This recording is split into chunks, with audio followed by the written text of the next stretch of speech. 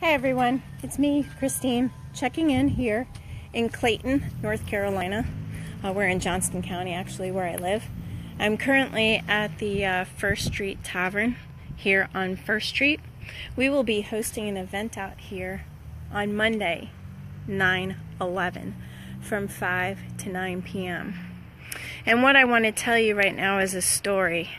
I want to tell you a story about somebody's story from 9/11 and the reason I am so dedicated to never forgetting. See, on 9/11, all of us that are at least 18 and over, maybe 20, should know where we were when the world stopped turning. I know where I was. I know exactly what I was doing.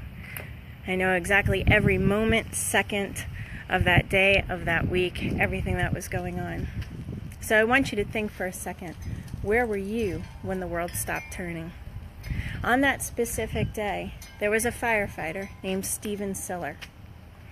He was with the elite group, meaning that he was the elite firefighters that went in to save firefighters. Now on that particular day, he was heading home and he was going to go play golf with his brothers. And the call came out. Hey, how are you doing? Sorry, people are passing by.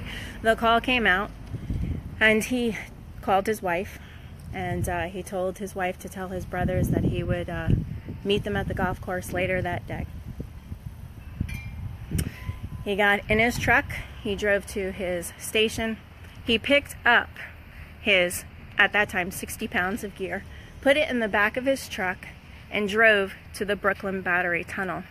And for those of you that know or remember, which you should remember because we should never forget, Giuliani had closed everything in, every access into New York City.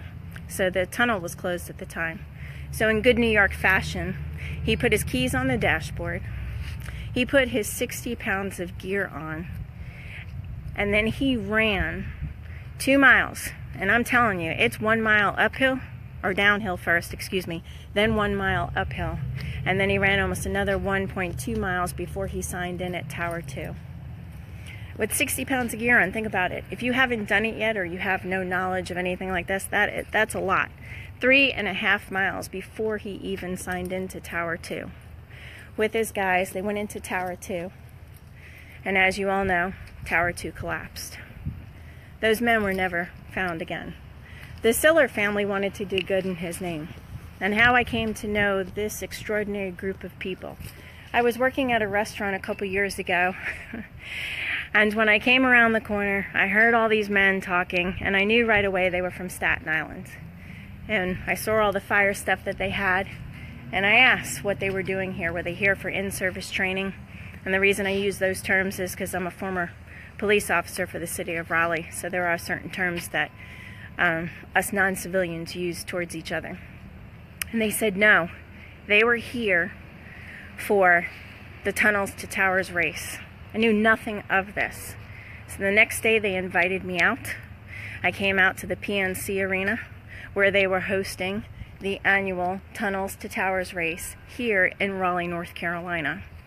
But the actual main place is in New York City, where they actually run from the Brooklyn Battery Tunnel to the towers.